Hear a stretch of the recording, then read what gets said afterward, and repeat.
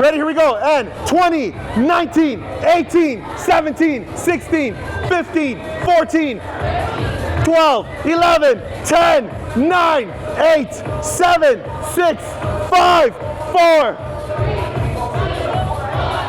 And down. Let me ask you this.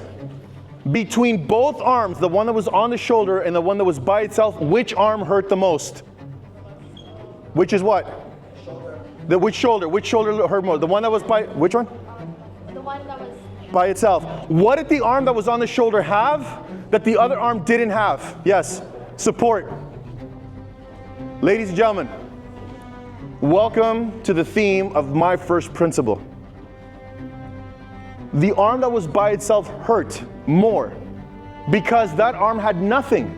It did not have that support. It didn't have that shoulder to stand on.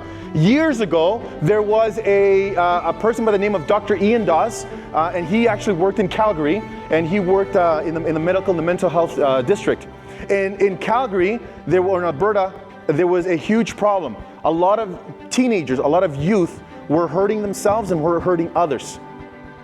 And Alberta's numbers were starting to go down ever since he became he was the medical practitioner there. But Ontario numbers were going up. So Ontario reached out to Ian Daw, and then they said, listen, we need your help. Whatever it is that you're doing in Alberta, we need you to come here and we need you to do it. And so they offered him a package, they brought him over here, and Dr. Ian Dawes has been working for the Ontario Ministry, Health Ministry. One of the things, so he went on kind of a tour about his message. I attended that one of his conferences, and in that conference he said something that's been the base of pretty much almost what I've been doing for the last couple of years. He said that when a youth is having some challenges, when a youth is having a problem, before they go to a trusted adult, which can be a teacher, a parent, or a practitioner, before the youth goes to a trusted adult, they will seek for a friend first.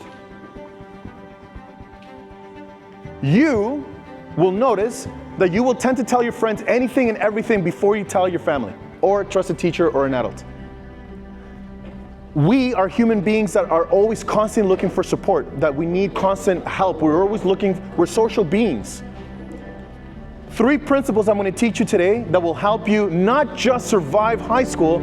3 principles I'm going to teach you how to survive and how to just get the most out of high school, but the most out of life. Principle number 1 is look for a good friend. Look for a good friend. A ride or die partner. That's someone that can stand there with you and give you that shoulder when you are in pain. Someone that you can go up to and be like, hey, I'm going through stuff. You at some point are going to be going through something that can be happening in your classroom, something that's going to be happening at school, something that's going to be happening online, maybe at home, maybe with your parents or a sibling, or in extracurricular activities. You didn't get the grade that you wanted, you didn't get into the sports that you want. And you are going to be looking, and you are going to be needing some form of support. Ladies and gentlemen, find that one person. Now, there's a difference between a good friend and just someone else.